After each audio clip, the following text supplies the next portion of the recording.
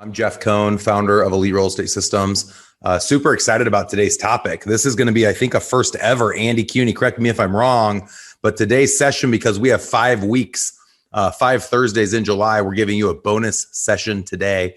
And the focus is going to be on questions and answers. So you guys can talk about anything you want to talk about. And if there aren't enough questions, I have all sorts of topics I want to ideate on. We're just coming off of a great event at Boomtown Unite. We had about 175 people at my session the first day. I was in one of the main rooms and I was talking about the future of real estate.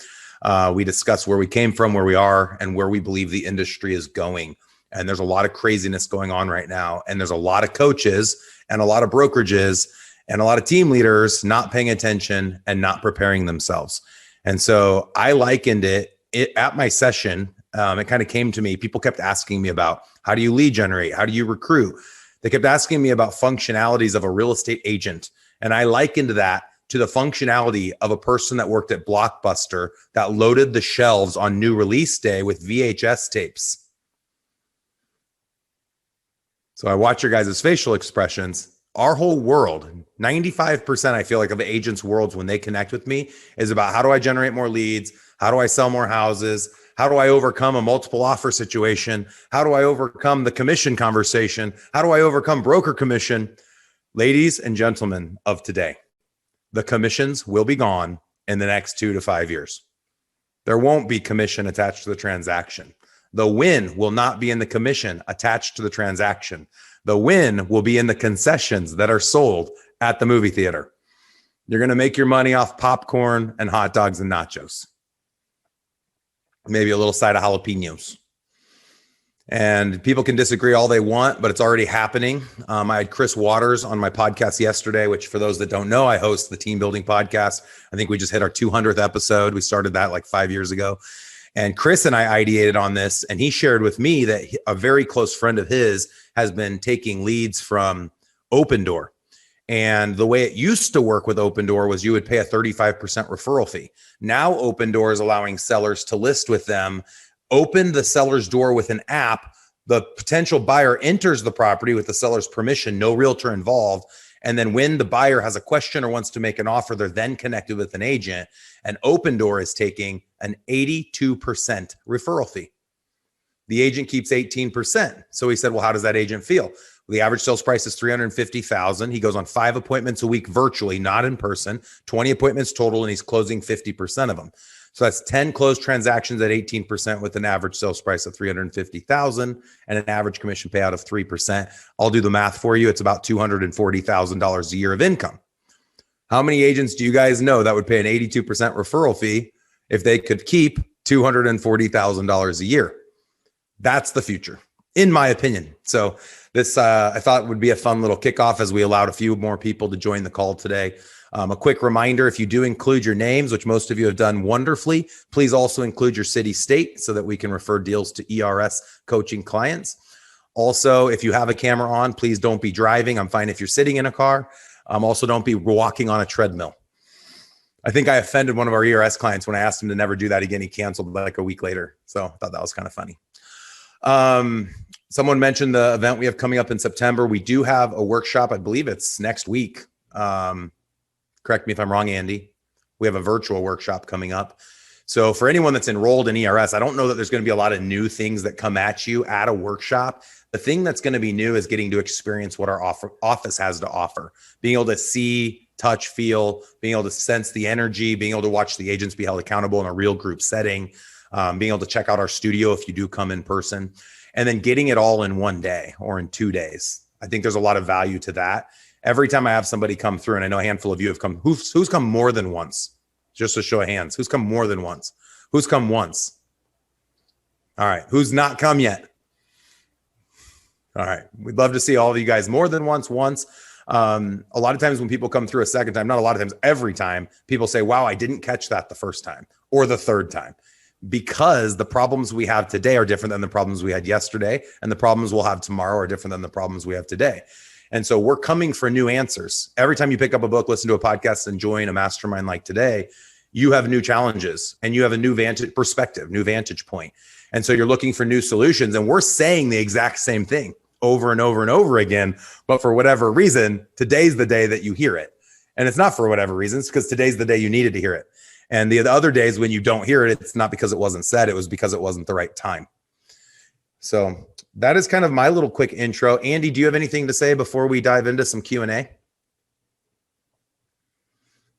Looks like he might be frozen. So while Andy watches Frozen, we will just go ahead and start with Q&A. So, and if you guys don't have anything, I can talk for another 55 minutes, no problem. So we're going to end at 15 minutes after the hour. There's nothing that can't be talked about. However, when you do pose a question, please be mindful that there is a group of 20 people watching live and another 50 that will watch the recording. And so if we can keep content somewhat specific to the average team or brokerage, that would be awesome. All right, Bill. Well, Bill, kick it off. Shaniqua's on deck. Who's in the hole? And if you don't know, these are baseball analogies. Hector's in the hole. Perfect. Great to have you on the call today, Hector. Bill, go ahead. Yeah, so mine has to do, as we move along the line of building up and getting more agents, your onboarding process for new agents at this point. I know you guys have changed and you have the team and then you have the broker, but as far as the team goes, can you talk a little bit about your process for your onboarding agents as they come on to the team? So you'll see in the back end of ERS, we had our like top 12 topics that we would use when we onboarded someone. We called that launch training. And so, of course, any organization that brings someone new on should have a process in bringing them on. We haven't built that out for every role except for realtors. We did build that out for the independent model, the dependent model, and the interdependent model. And so it's really just a course of classes 101, entry level everything, Boomtown overview, contract overview, virtual overview, anything that all of our products that we have, our digital marketing products. And so you can plug people into what we have, and it is somewhat evergreen. It goes over most of the generic topics that an agent would need when they joined a group, and that's under the launch. I think it's under special events. But my suggestion would be that you build something specific and custom to exactly what your expectations are, because you can't hold someone accountable to something unless you've shared with them what that something needs to be. And so your onboarding, I think, is a great opportunity to do that. It shouldn't usually take someone more than a couple weeks to onboard. And one of the things we found is if you can do it in groups, it's better. And so we'll usually start the onboarding classes once a month. So whoever joins the brokerage each month or the team each month would then get to start on the onboarding at the same time. And then it gives them that little network or little group that they can go to when they have questions. That's our process. I would love to hear if anyone else has a really strong onboarding process. If you want to share with the group, someone else can answer on that one. One more thing on that, Jeff. So that means, so in the launch file under the ERS Google Drive, that's where I'll find that breakdown. I appreciate it. Yeah, I think it's actually, I think it lives in the video recordings. So they're all on the site when you go in and you have your Monday, Tuesday, Wednesday, Thursday special events. And then I think one of them is launch. Does anyone know? Nikki, is that right? Is it under special events? Andy would know. No, it's just on its own. There's a thing that says agent launch, but Perfect. You have to have, I think, team leader access to be able to access it. Okay. And then you can go in and register your agents individually. I think Kevin has a special code for that. Okay, perfect. So email Kev, Bill. 2 videos under the launch. So if you're going to do it monthly and you're going to control it in brokerage, then you wouldn't need to worry about all those logins. But if you want to give your agents access to watch them on their own time, then that's when you need access codes. Yeah. Anyone else have a process that they'd want to speak to? We're in the process. It's not perfect because, I got this swift kick in the butt in May. But we have a Trello board, a template that we've been building, and we're in the process of, we have 2 new licensed agents on the team. So we're working through as we're learning. It's always going to be an evolving process, right? We just keep making tweaks to the template. And then when we have a new agent, we'll create a board specifically for that agent. And so the agent can interact and mark when things are complete. And we have tags, assignments for what's the market center have to do, what's the team lead have to do, what's success manager need to do, and what's the agent need to do. It's definitely a hybrid model between the ERS launch and then the KW, depending on whatever your market center is using, whether it be locker room or the command training that your specific market center will have. But we do a hybridization of those to make sure that we're following the protocols that are in place within our market center, but also that we're bringing in the trainings from outside that we feel are valuable to our new agents. Awesome. Anyone else want to share? Onboarding processes. What are you guys doing to help onboard? What I see oftentimes, a traditional broker is set up for the interdependent agent that already knows everything. And so the broker really hasn't built something to teach them. When we say launch training, that's not designed for an agent that's never sold. That's for an agent that's never been associated with KW Elite. So there's a lot of components of what my office provides that an agent's never been taught before. For example, we use Real Satisfied for all of our testimonials, and then the agents can share them to their social media. We'll quickly teach them how to do that.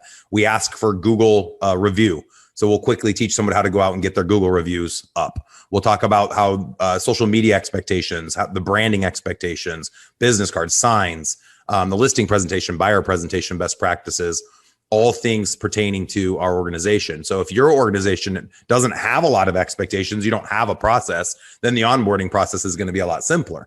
But things start to become somewhat convoluted and get lost in translation the larger you grow and the more that your organization has to offer. And that's where, to Bill's point, you have to have a systematized process. And I love that, Nikki, you and Justin talked a little bit about some of the software technology that you're taking advantage of to help you along that process. But there definitely needs to be a streamlined process. And I think it needs to happen sooner than later so that someone doesn't come in and 6 months later, they say, I didn't know there was a listing presentation. I didn't know how to order business cards. And we're getting that a lot. And we're a new launch going from 30 to 150 agents in less than a year and a half. So there's a lot of things that have been lost, along the way.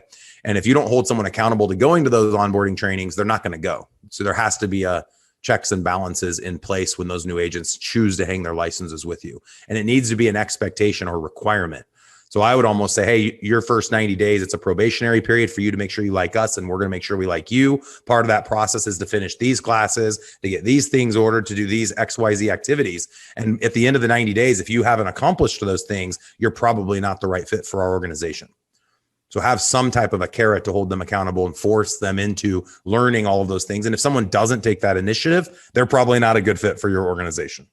The other thing we did was we built a Google site, specifically a team portal for like the listing agreements. We even have so much as this is the social media strategy. If you post on Instagram, you post here and here.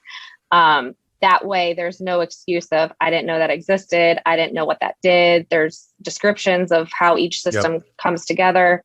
It helps with a lot of that clarity. Perfect. Love it. Thank you, Nikki and Justin, for sharing on that. All right, Shaniqua, what's up? Hey, good morning, Jeff. Good morning. How are you? I'm wonderful. I have two questions. And just to piggyback and ask Nikki a follow-up question to what she said. With Trello, I'm just getting familiar with it. Did you find a template already built out for real estate, or did you guys have to create the boards? And I heard you say that you create a board for each new agent rather than just a system. Wow. Yes. Yeah. So if you create a template, then it's just a button and it copies it specifically for that agent. And then you can add them to the board and they can interact. What I did, truthfully, is I took the Google Drive from ERS and I printed everything and put it in binders. And I just went through document by document so I fully could wrap my head around how ERS works and how that could be applied to our business. And that was the starting point, the foundation of how we built those Trello boards. You're not going to find another team somewhere else that has that foundation because they're not part of ERS. And that's what makes ERS so great. Absolutely. That's Nikki, awesome. do you have a template you could share for anyone that is using Trello boards? Yeah. Where Is that would a you? simple process? Yeah, I can put something together. Is it okay if I send it tomorrow? We can connect after. Okay. Yeah. Awesome. All right. Yeah, so just now send it to Andy, and then he can figure out how to get that distributed. Okay. All right, Shaniqua, go ahead. So my other question was in reference to us not becoming antiquated and moving before things get moved too quickly away from us. So I want to sell popcorn and sodas and everything else in concession. So would you liken that to us having partnerships with mortgage companies? And I know, and I'm on this track quite honestly, because when I came out to you in March, I know you speak about it a lot on the podcast, and I don't think I've really digged my heels into it. I looked at going to get a mortgage license, and I'm all over the place doing things. So I don't know if I need to be the one to go create it. My idea was to have an in-house title company, mortgage company, insurance company. Of course, I want to control everything. So I'm like, should I go get an insurance license, a brokerage license, and all this other stuff? So what's your recommendation, if that's even what you're talking about, to keep us relevant? Well, this is a perfect month for this topic. I don't know if Logan covered this on his call last week because I didn't get to watch it, but this month is leveraged roles. And so if you owned a movie theater, would you want to actually sell popcorn? Nah, probably not. Probably. Would you want to clean the floors after the movie was over? No, license it if someone. Would you want to go stand up and like run the movie and make sure the audio is working? Would you even want to go to the movie theater, ladies and gentlemen? Is anyone going to go to the movie theater, check it out, see how everything's going? You really don't have to do any of those things. So we all get to choose every day, what job do we want to have? That's our active role that pays us. And then what businesses we want to own. My belief is a true business should be able to grow without you being necessary. So you should quickly fire yourself as quick as possible, take a step backwards to take a step forwards. And that has kind of been a practice that I have tracked for about the last 10 years, ever since I launched my real estate team. So using the concession analogy, I know Frank asked about concessions, Andy, and a couple people chimed in on that. Take the one that you believe where you can create the most value. Your start doesn't have to be the same as what my start was. My start was strategic partnerships with mortgage, insurance, and title. And then it was ownership in title and insurance. And then it was ownership in mortgage. Along the way, you can throw in there investing and a coaching company and property management. And, there's probably a handful of other things I haven't mentioned. So I don't care what it is. It doesn't even have to be in the real estate space. My point is, what would the world look like if you didn't receive a commission check on a real estate sale? How would you stay viable? How would you make money? That's the challenge. And that's the exact question that every real estate brokerage in America asks. If their agents are selling units, but keeping all the commission, how can the brokerage still make money? And look at what everybody's doing. All the smartest people, you look at Redfin, look at Zillow, all of the big tech real estate entities are making their money off of the ancillary businesses. So why would we not choose to do the same? And so there's going to be two camps. And Gary talked about this 2 years ago in an interview at Inman with Brad Inman. Gary prophesied 24 months ago that in the future, this close future, that there'd be two types of agents. One would be the fiduciary agent who's at the center of the transaction, empowered by technology. And that's the Keller Williams war cry.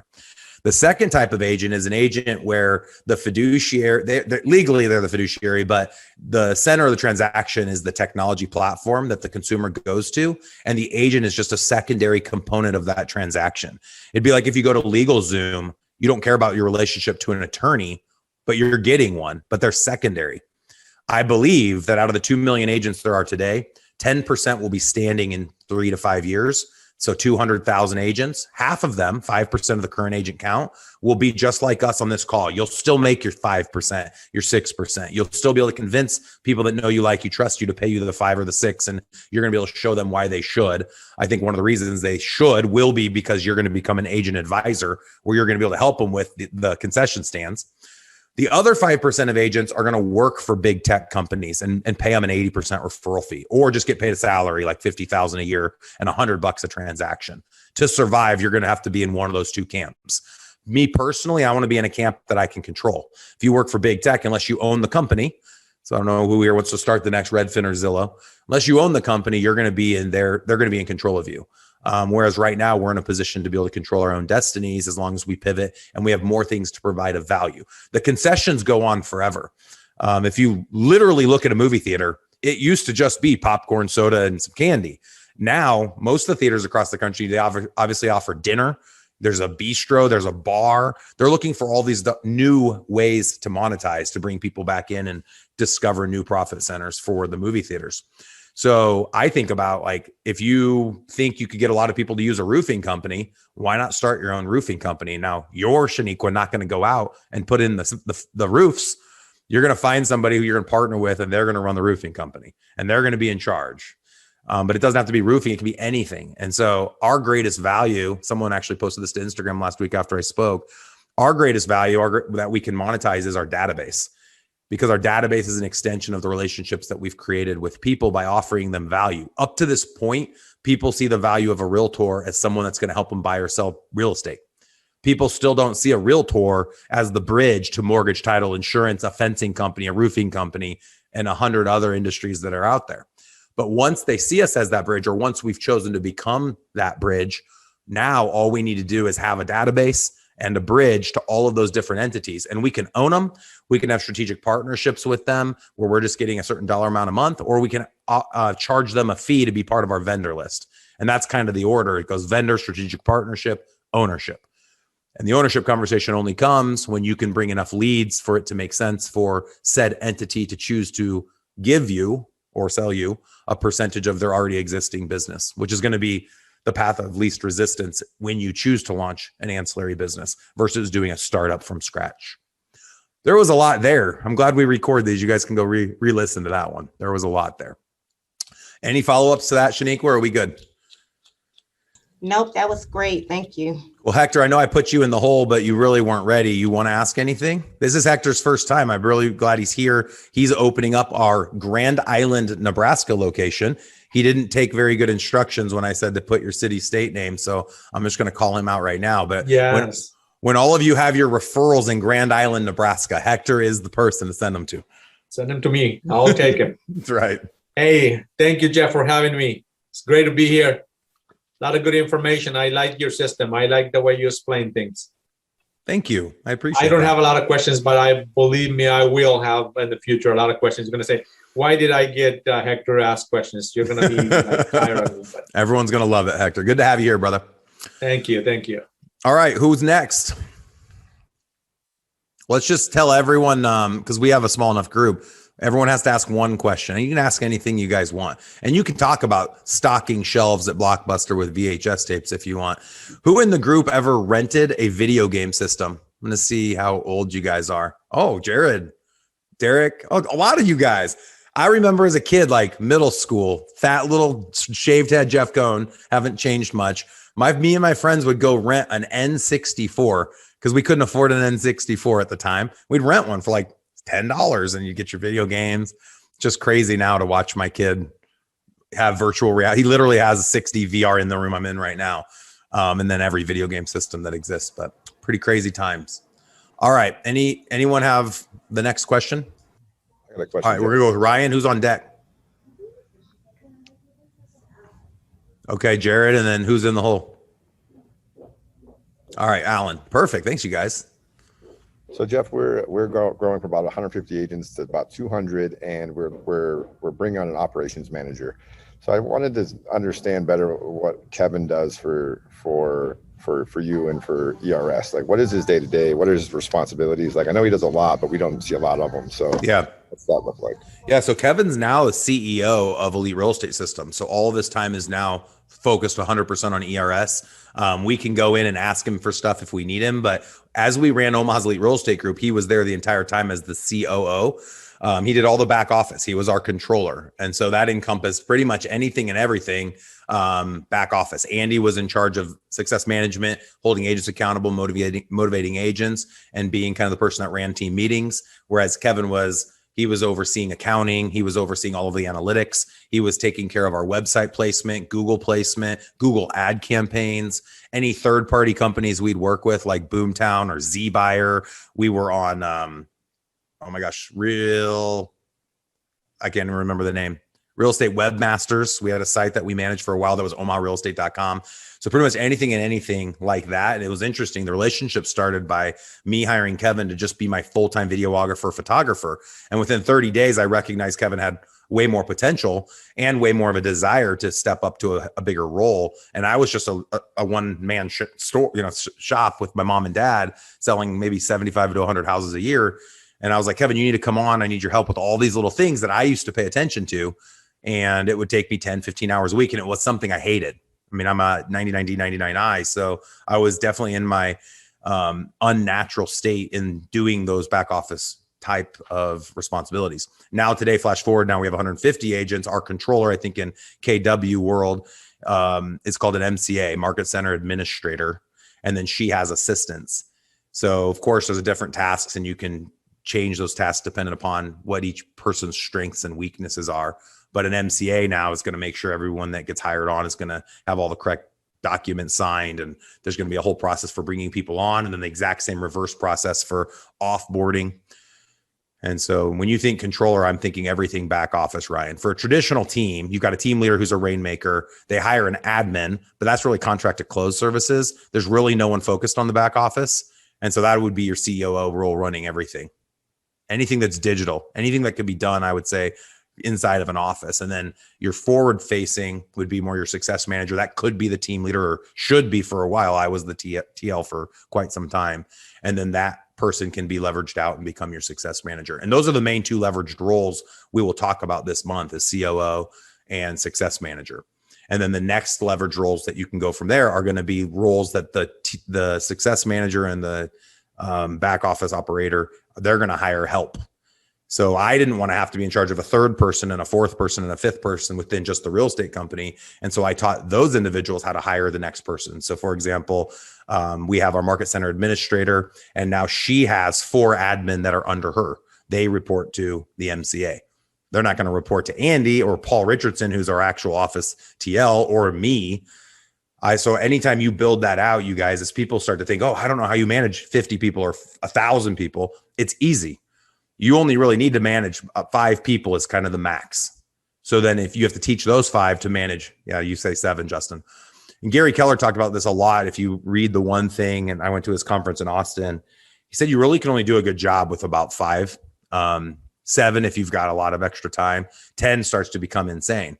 And so I've kind of prided myself on saying I don't have a title right now. I'm chief visionary officer for every business entity that I own. I'm always available for anytime anyone needs me. I try to spend a majority of my time in the lane that I enjoy the most. So that means anything that's making me think a lot is going to be where I spend my time. I love podcasts. I love the coaching calls like this. I love speaking. I love traveling. I love reading and listening to podcasts. So that's where I spend a majority of time. And then the alignment of everything I own, there's a monthly scheduled 1-hour alignment meeting where we look at P&Ls. We deal with all the big problems that we might be facing. We talk about growth and the next steps that are necessary within each of those business entities. I wouldn't even have to attend those meetings if I don't want to, but that's where I see I can create and bring the most value. All right, Jared, you're next. Hey, when we talk about ancillary businesses or market service agreements, I am starting early conversations with insurance, and I guess I'm just looking for advice in terms of what are the right questions to ask with that, and what would a proper arrangement look like if you were to partner up in ownership of an insurance company. Okay. So since 2015, I've owned property and casualty insurance. Most of the time, anyone that can do P&C can also do term life, whole life, disability, and healthcare. But you're usually only really good at P&C or the other. Most don't try to do both. When I first entered into a relationship in 2015, I asked for 15% ownership of whatever book I built. So this already existing company has a book of business. And for those that are kind of new to this conversation about property and casualty insurance, the way it works is just similar to us. We make 3% when we sell a house, or 2.5, whatever it is in your city. They make 12% when they sign a new insurance policy. The insurance policy is good for 12 months. The premium is the amount you pay to be insured. So typical 2 autos and a house is around $4,000. So take 12%, and that is going to be the net amount that they make, not only year 1, but every year that policy renews. So when I entered into a relationship with a P&C company in 15, me and one of my business partners that own title asked the gentleman to help start a book for us, and we only asked for 15% each, which was 30% total of a second book, because no insurance agent's going to want to give away what they've already built, because that's everything to them. That's their investment. And so that was the wrong way to do it. The other wrong way was, before that, I had actually created a strategic partnership with another insurance agent who paid me $1,000 a month. And I didn't understand the business. What I have come to realize is that most insurance policies make insurance agents $300 to $400 a policy per month. So if I gave that insurance agent 2.5 deals a month, they were making $1,000 net on those 2.5 deals. And I was giving them 30. I gave them every transaction. We were doing 500 deals a year. And so every time we went under contract, 250 buy sides, I'd just send them the contract and they'd reach out to our client. Our client would give us permission to share their information with the insurance company. Flash forward to today. Renee Mueller, who's on the call with us, who runs the Columbus arm and owns KW Elite with me, we launched Exarban Insurance in 2020. And it was our desire, obviously, to have more ownership than what we had in the past. We partnered with an already existing independent insurance agency called Cyrus Jaffrey Insurance. He happened to be the #1 independent in Nebraska. He has licenses for doing everything and anything, securities. He can do financial planning, but we don't do any of those things. His one thing is property and casualty. Well, we wanted to go with a company that could scale nationally. And so when you start thinking, Jared, of, okay, you're in Dubuque, Iowa. Well, how do you know you're not going to have a team in Miami, Florida, or a team in Long Beach, California? We don't really know how big something can get. So always make sure when you partner with someone, in my opinion, partner with someone that has the ability, at least has the mindset of expanding when your business starts to expand. So we had that growth mindset out of the gate. So much so that I have even started thinking about not having real estate involved in any of what I do, period. So like I talked earlier, kind of putting that idea out that the real estate is the loss leader. It's the Trojan horse, and the concessions are everything else. Well, when you come to that realization, all you really need to do is bring concessions to someone else's movie theater. So if you find that the real estate is the Trojan horse, it's the loss leader. Well, what if you didn't even have to own the building where you sold the concessions? What if you could just rent the space?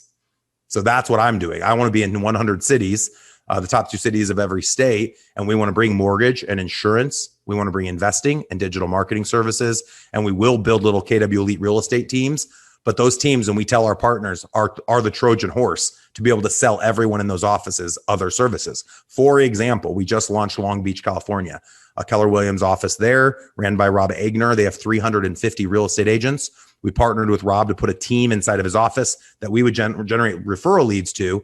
And now we're partnering with him in insurance, and we have a strategic partnership in mortgage. And we'll bring digital marketing services through Verly to the office, as well as investing in the Long Beach area eventually. That's kind of like where the disposable income will end up going. Long answer to a short question. Justin, we'll get to you in a second. I think we have someone else on deck. So if anyone right now is thinking they want to get into insurance, the best people to partner with are the people you already have a relationship with, because you've already proven to them that you're going to be able to bring deals. It's not just talk. And so that conversation is pretty simple. Jared, I'll role play it with you. Let's do a phone call. Ready? Jared, what's up, man? Jeff Cohn, how are things going? Good, Jeff. How about yourself? Dude, things are going so well. I just joined this coaching organization a couple of months ago, led by Jeff Cohn, called Elite Real Estate Systems.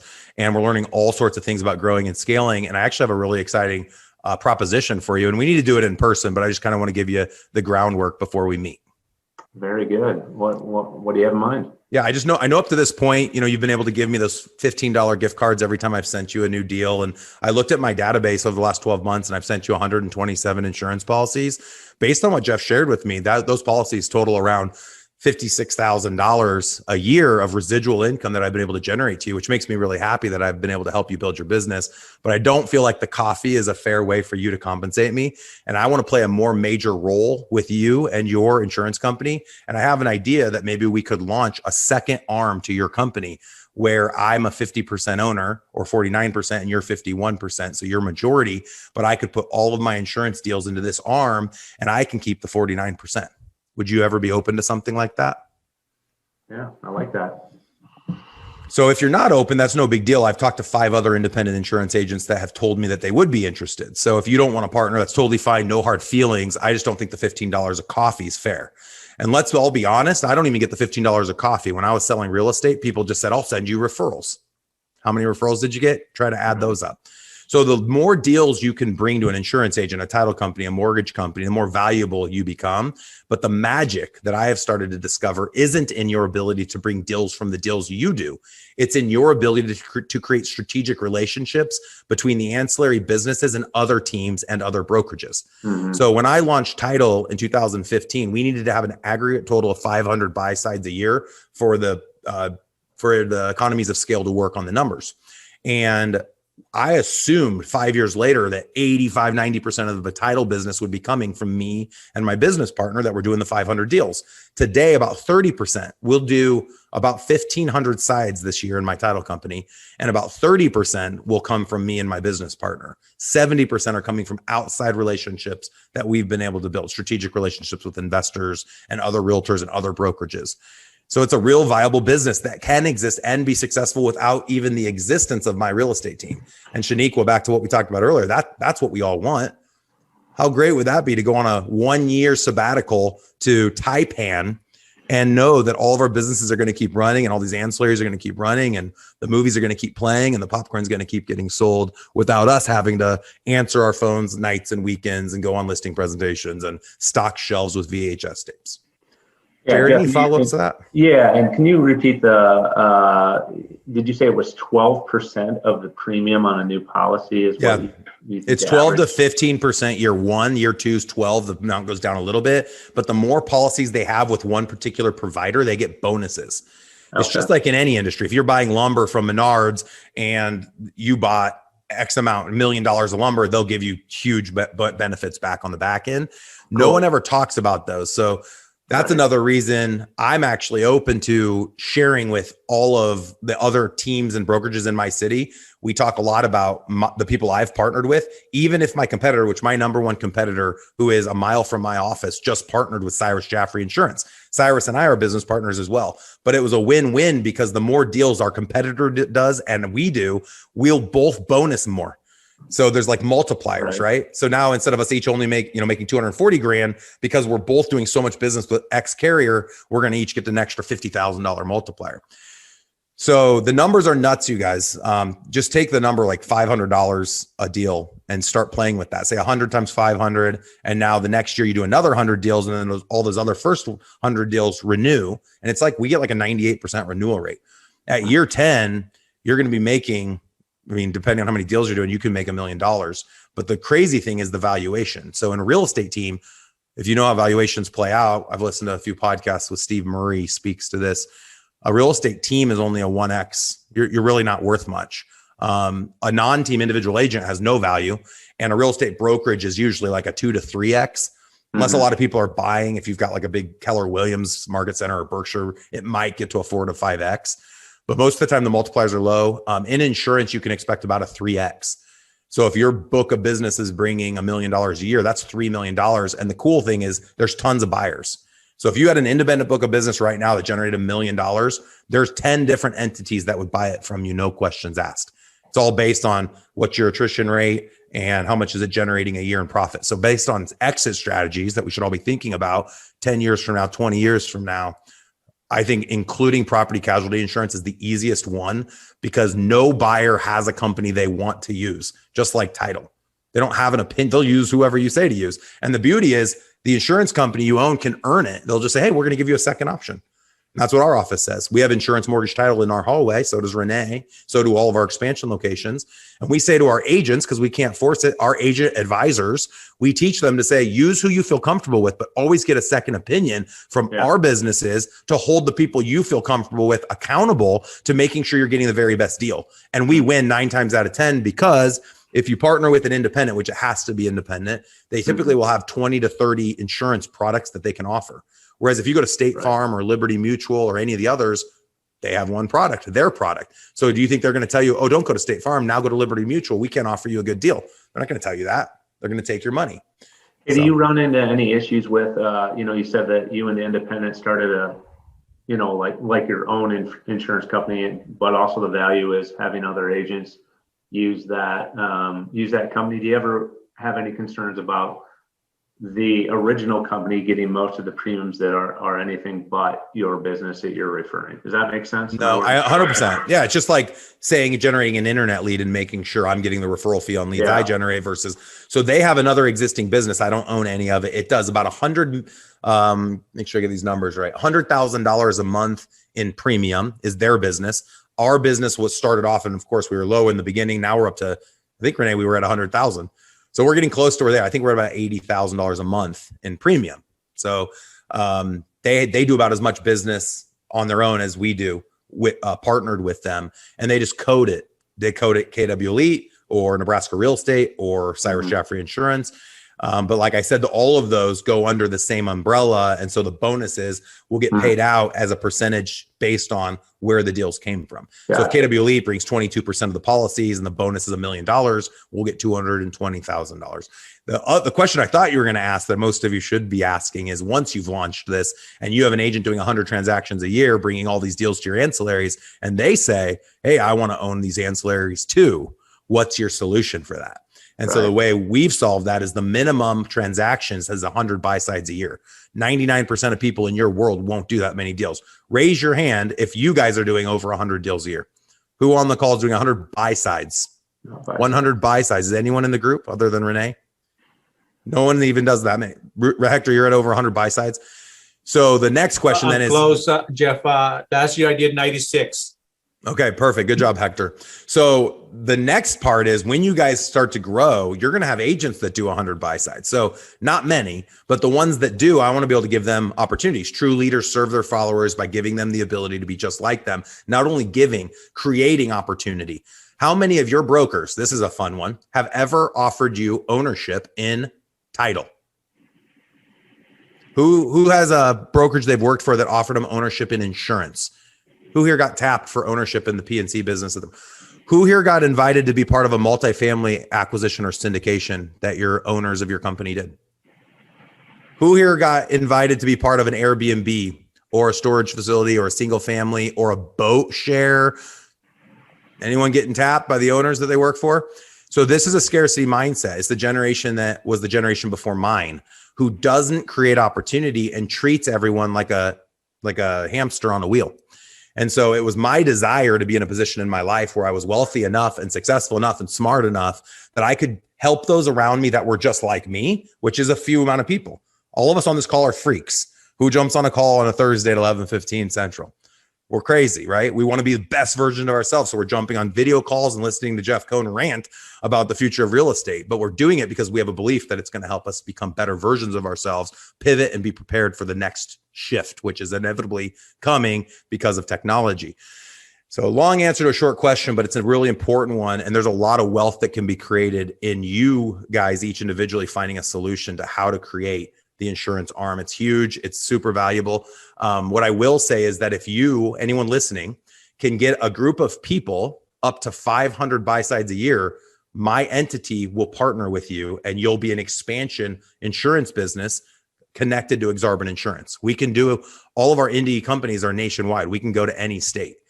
So I'm going to say that again, because there's a lot there. If you can put together a group of 500 buy sides that's based on the last 12 months, our insurance company that Renee and I own will partner with you. So Hector, who's on the call, I hope it's okay, Hector, for me to share this. We've presented that opportunity for him in Grand Island. How powerful is that? Hector's the #1 agent in Grand Island. We were able to present this opportunity to him to say, hey, we have a capping model for one. Number two, we're going to partner with you in insurance. Number three, we're going to partner with you in title. Number four, we're going to have a strategic partnership in mortgage. We're going to help generate leads into your team. We're going to give you a CRM. Are you kidding me? No one's ever tapped me with an opportunity like that. And I was the #1 agent in the world at Berkshire. It starts to piss me off. That's why we started the coaching company. That's why I started the podcast. I wanted to give it away to everyone. I want to crush the traditional broker.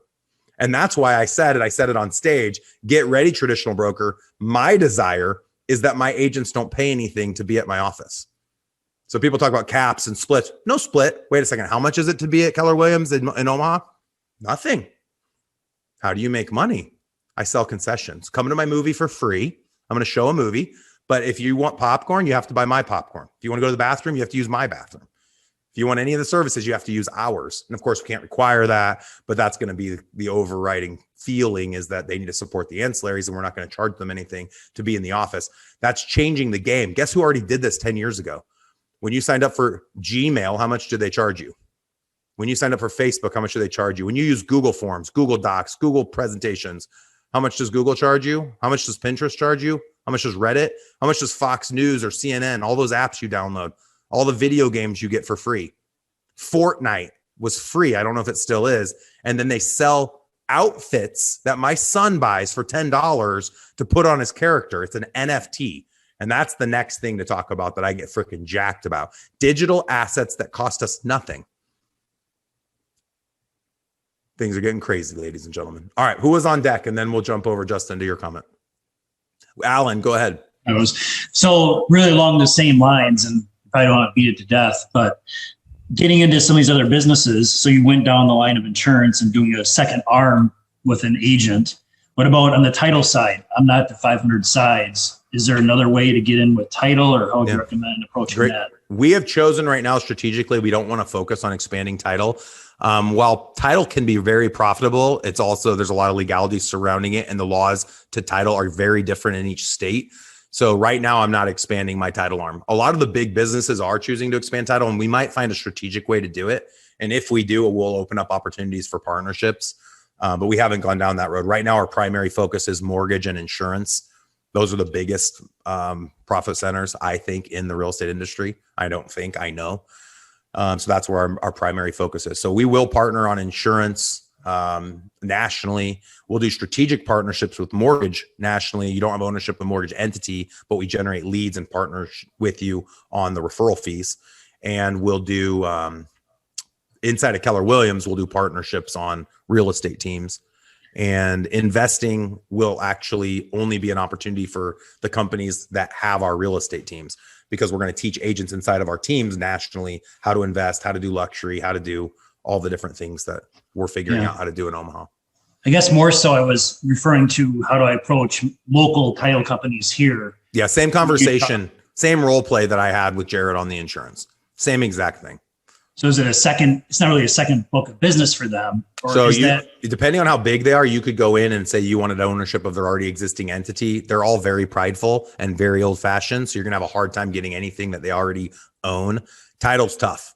So you're going to have to pull somebody away from an already existing title business that has all their licenses and insurance and know how to run title. But they're only going to do that if they see that opportunity as better and not high risk.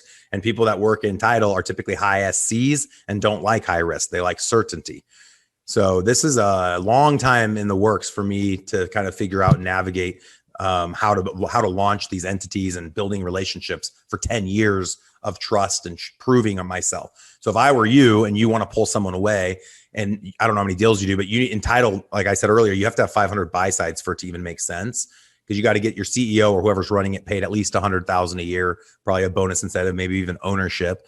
Closers and processors, you can pay 80 grand for a good closer, 60 to 40 grand for a good processor, 30 grand for a receptionist.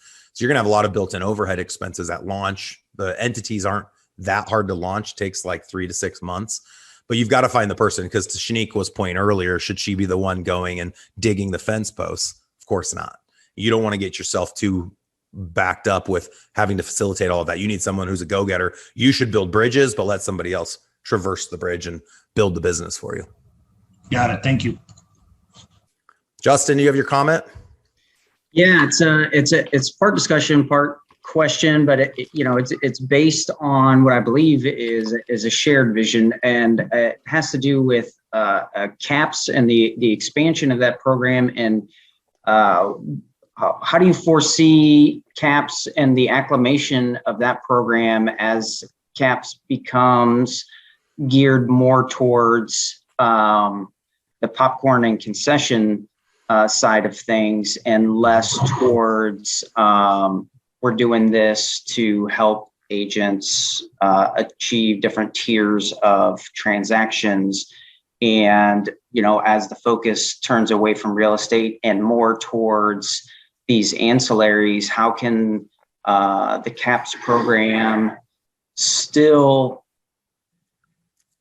take hold in these market centers and still be effective?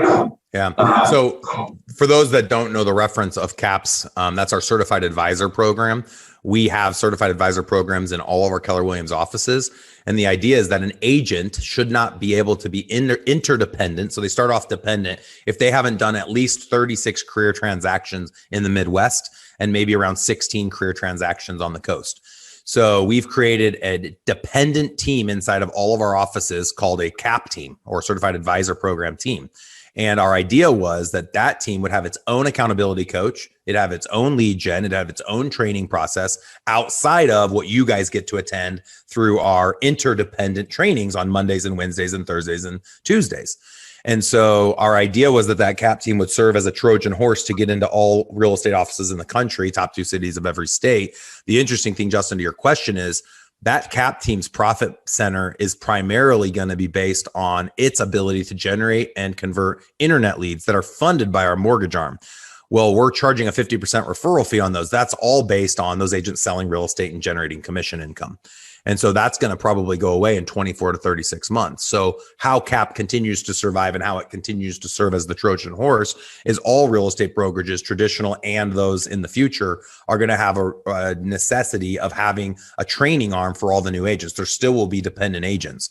And so that CAP program will be that. And so the way we see that, just so everyone knows kind of what we're thinking from an expansion standpoint, is Andy Cuny, who's been our success manager, will be the success manager of all of the CAP success managers. So once we have 10, Andy will be the direct report for those 10. Eventually, then we'll have to have more hierarchy of leadership to have more people reporting to somebody else. But that's kind of our idea, is that each team will have an Andy, and that person on that team will report to our Andy, and then all the leads get funded by the mortgage strategic partnership. And then all the coaching and training is coming from ERS, but it is CAPS training for all the CAP kids. And it stays traditional in the ERS sense of what Andy currently does. Exactly. With his training. And then the idea is still to get into those market centers per state and to branch out with the ancillaries, which then brings in the additional revenue.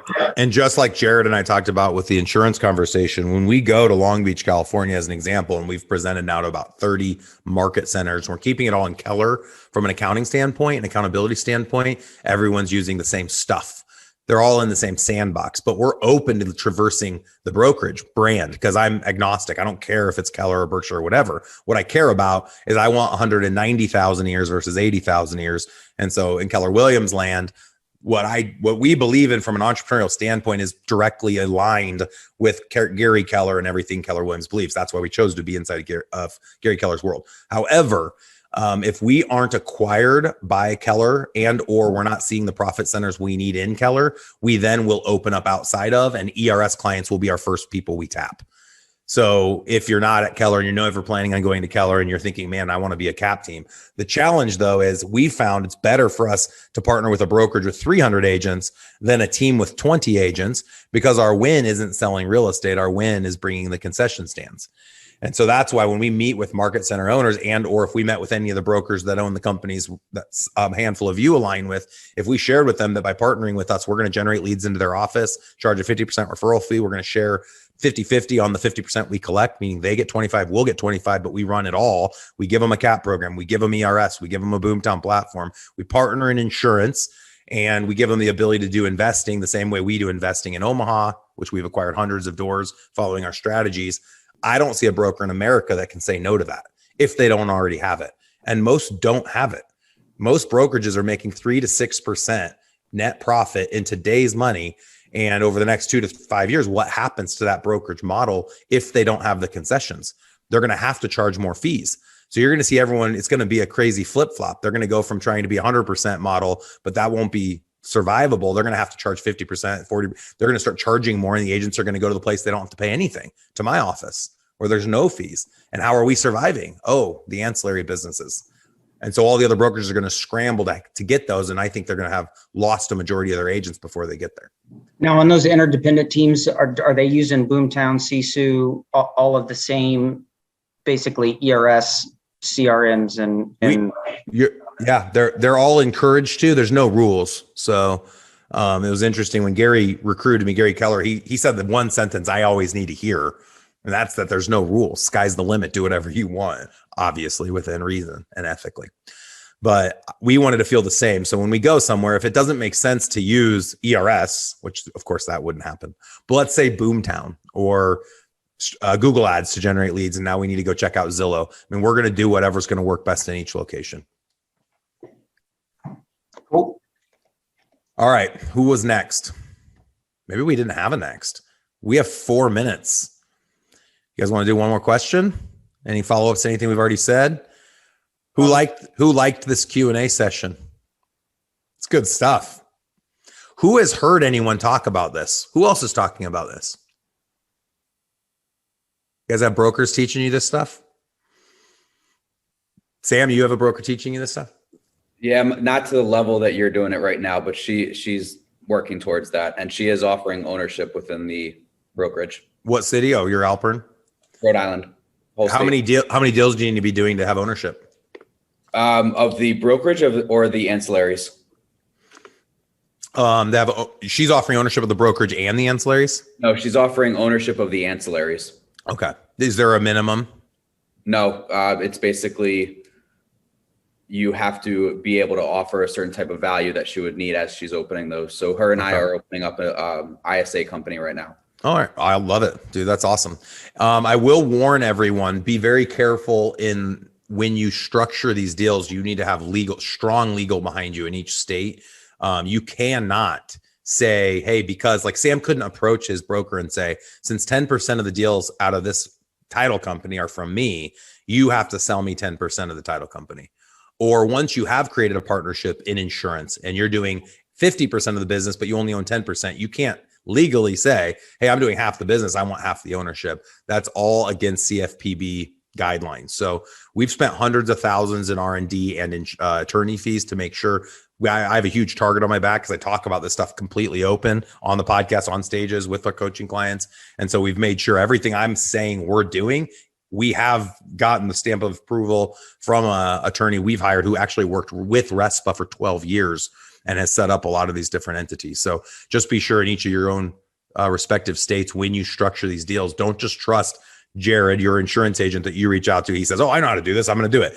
Do not do that. Make sure there's an attorney involved that blesses it so that when somebody comes after you, not if, everyone in your world will be jealous of you because they haven't already done it. And so when they're jealous of you, they're going to file complaints in your city. And when those complaints get filed, somebody's going to come and knock in and they're going to want to see how you structured your operating agreement. They're going to want to look at your books. Bad things can happen if you cheat the system pertaining to this. People go to jail all the time for not having these structured the right way. And they say negligence. Oh, I didn't know. Well, shame on you. You need to know. This is a big deal. So make sure you hire really good legal counsel if you do choose to go into some of these strategic partnerships. Ooh, we can't leave on that note. That's kind of a depressing note. Any final questions or comments? I have one question. You Last talked question. about a 500 deal minimum, but you said you're doing an alignment with Hector at 100 deals. How did that work? Yep. So Hector can't have, that's a great question. Hector will not have an opportunity for ownership until he can bring together a group of people, and it could just be agents in his brokerage that are doing 500 deals. So this is a really great strategy suggestion that Hector gets to listen to, and we're doing it with him now. And that's date before you get married. So the best thing to do, I can't believe how many people I've approached and I've said, hey, if you do 500 deals, then we're open to partnering. And they'll say, okay, when we get to 500 deals, we'll start sending you deals. And we say, well, you need to make sure that you like us now. Just start sending us all of your title and mortgage and insurance deals now. And once you hit 500, then there will be opportunities for ownership. And they say, well, we're really happy with the people that we're with now. And I'm like, okay, so you want me to build an opportunity for you once you've hit the 500, but you're not going to date me prior to that. I have no interest in doing business with someone like that. So Hector's going to partner with our brokerage. And this wouldn't be a requirement, obviously, outside of Nebraska, but in Nebraska, he'll partner with the brokerage. And then once his organization is doing 500, or he chooses to create strategic partners, which he has the right to do that. And it can be with a competing brokerage. It can be with a builder. It can be with a developer. It doesn't have to be all inside the brokerage. He just needs 500 buy sides. Then we will create a new entity. It'll have an LLC, an EIN number. It'll do its own tax returns. And then all of those insurance deals will go into that entity. All the title deals will go into that entity. And then all of that flows up to our umbrella.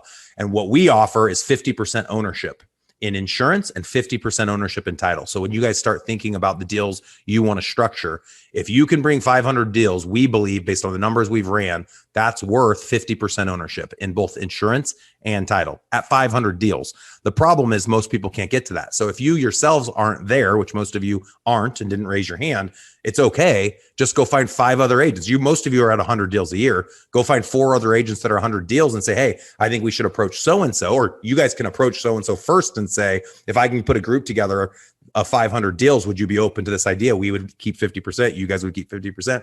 And if you're the one putting the deal together, just like a syndication, maybe you keep 25% and you bring in 5 other people at 5% each.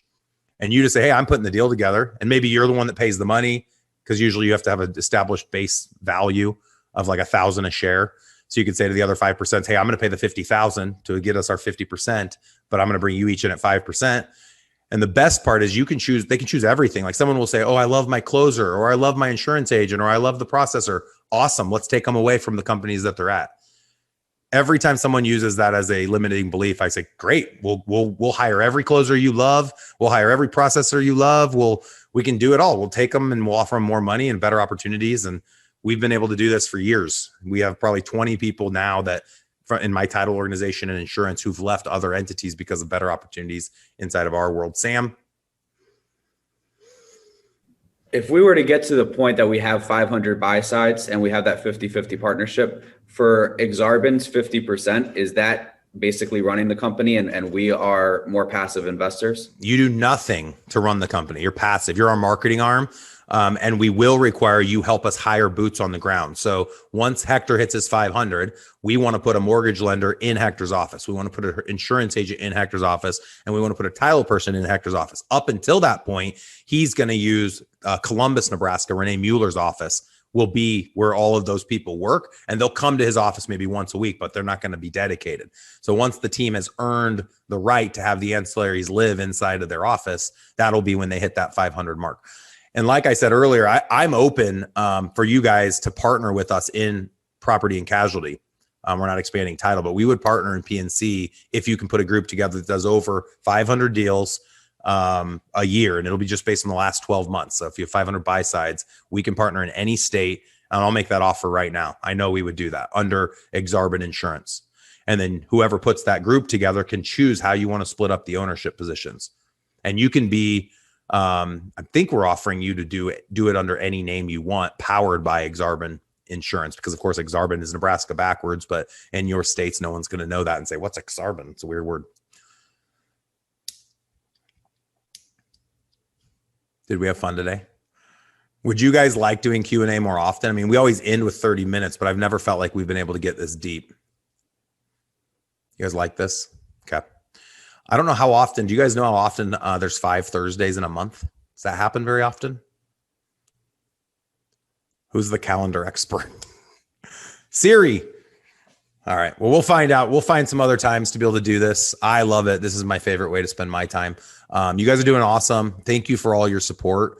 If you haven't gone out yet to give us a review on our podcast, we're still looking to hit 1,000 reviews. Would love for you guys to give a shout out to ERS as well. Bill, you had mentioned coming out in September. You guys, I'd love to see all of you. Being in person, when you feel my energy now, just wait till we're together. You're going to get all of me and more. We stay up all night with you guys having fun. We go out. It's not a sellout event. Nikki's smiling. Uh-oh.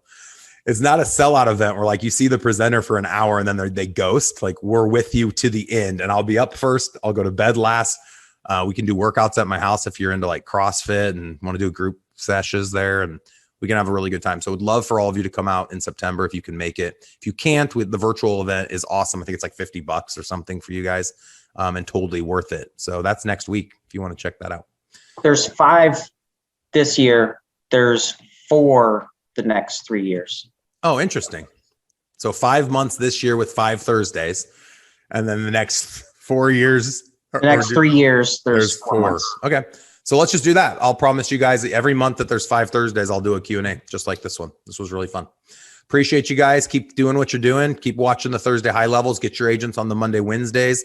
If you're wanting to invest, get on the Tuesdays. I'll give you a quick teaser.